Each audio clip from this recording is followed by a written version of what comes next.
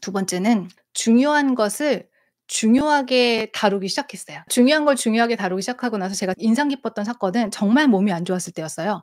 너무너무 몸이 안 좋지만 그때 제가 제일 중요했던 건 원고를 쓰는 일이었거든요. 그래서 원고 딱 2 시간을 쓰고 아무것도 안 하고 누워 있었어요. 그 2 시간도 제가 최선을 다해서 쥐어짜야 가능한 일이었거든요.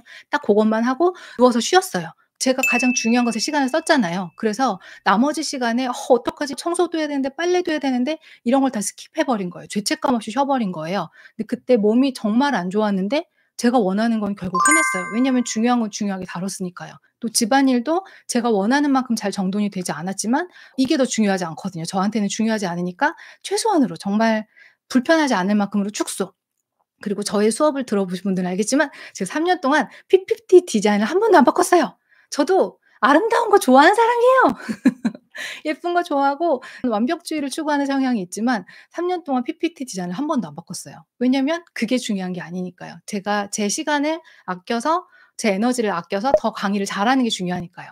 이렇게 점점 중요하지 않은 것을 스킵하는 훈련, 중요하지 않은 것에 오래 집착하지 않은 훈련, 집도 엉망이고 내 몸도 엉망이고 일도 엉망이고 자꾸 이런 생각에 빠지지 않게 '난 지금 일이 중요해. 그럼 일을 하고 있어. 나머지 2, 3, 4, 5, 6은 안 해도 괜찮아.' 중요한 거는 동시에 여러 개일 수가 없어요. 가족도 중요하고 내가 돈 벌고 성공하는 것도 중요하고 친구 관계도 중요하고 다 중요하잖아요. 이 중요한 것들 안에서도 그러니까 10 개를 줄이고 그 10개 중에 또 3 개를 줄이고 1 개를 줄이고 이렇게 해서 계속 중요한 것에 가짓수를 더 초점을 맞춘다?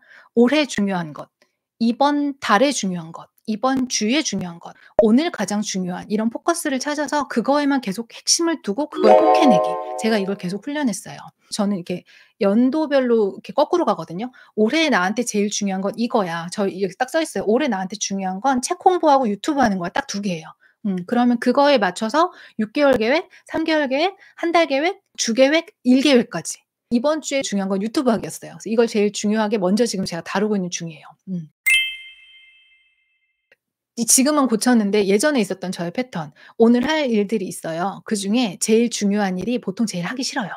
그래서 '아 요거는 이 쉬운 일들 먼저 한 다음에 오후에 해야지. 그리고 오후에는 또 딴 걸 해. 이거 하고 나서 저녁 때 집중해서 해야지. 요거 자잘한 거 다 끝내 놓고 해야지.' 하지만 저녁 땐 피곤해. 그리고 놀고 싶어. 그래서 '해야지, 해야지.' 하고 12 시까지 뻗에다가 '내일 해야지.' 하고 자. 이게 계속 반복하는 거예요. 나에 대한 자책과 불만은 많아지고 일이 안 되어 가고 있다는 짜증이 막 올라오는. 근데 지금 이걸 해결한 방법은 제일 먼저 하는 거. 일어나자마자 제일 하기 싫은 일을 2 시간 안에 해 치운다로 바꾸면서 이건 해결을 했어요. 이제 충동에 대한 얘기 해 볼게요. 충동 조절 저 안 된 인간이에요 저. 나도 그렇다 손. 제일 힘든 건 감정 기복이 심한 거죠. 오늘 도저히 그걸 할 기분이 아니야. 이런 날이 너무 많아. 오늘 비가 오잖아. 날이 무겁잖아. 생리할 때가 다 돼서 우울해. 또 기분이 좋은 날 막 질주한다? pom프질 오면 그날은 미친 듯이 과하게 일하고 다음 날도 이만큼 일하면 '우와 금방 되겠다.' 하지만 다음 날은 '그럴 기분이 아니야.' 아침에 일어났을 때부터. 그리고 날씨가 좋으면 '이런 날 집에서 일하는 건 안 돼. 이건 죄악이야. 받아 가자.' 그러면 잘 놀고 나서도 되게 마음이 석연치가 않고 불편해요. 이걸 제가 해결한 방법은요. 접근 동기와 회피 동기. 일단은 회피 동기.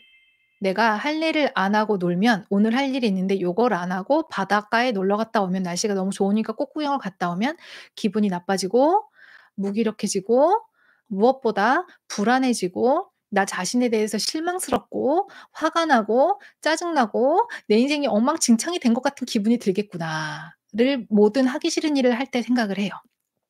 이걸 하지 않았을 때 내가 얼마나 더럽게 기분이 나쁠지를 생각을 하면 그게 너무 싫어서 시작하게 돼요. 그리고 또 하나는 접근 동기. 나에게 원하는 것이 이루어지고 있다는 걸 또 자극을 해 줘요.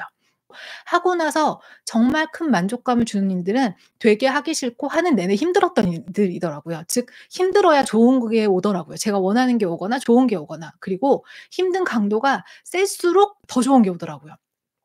작곡 할 때 안 즐거워요. 그래서 저 되게 고민했어요. '나는 작곡이 너무 좋아서 작곡가가 됐는데 작곡하는 게 왜 이렇게 괴롭지? 내가 이 일을 싫어하나?' 아니었어요. 그 아이디어를 떠올리고 막 이 기한 안에만 해내는 마감의 그 압박과 막 내 마음에 안 드는데 어떻게든 완성해야 되고 어쩌고저쩌고 이 과정이 되게 스트레스예요. 근데 나중에 작곡을 한 결과물들이 사람들에게 공유될 때 너무 행복해.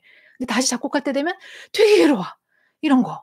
근데 작곡을 한 곡 할 때도 그런 걸 경험하는데 이게 힘들수록 더 좋잖아요. 그래서 작품을 하나 쓰는데 몇 달 동안 미친 듯이 고생했어. 막 밤을 새고 막 싸우고 막 의견을 조율하고 어쩔 땐 좋고 어쩔 땐 힘들고 막 엄청나게 많은 과정이 있었어요.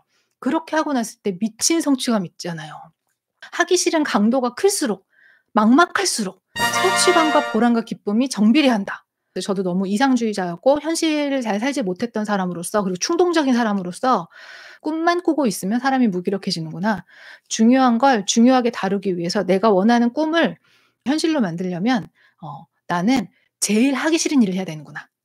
그게 내 꿈에 가까워지는 길이구나.'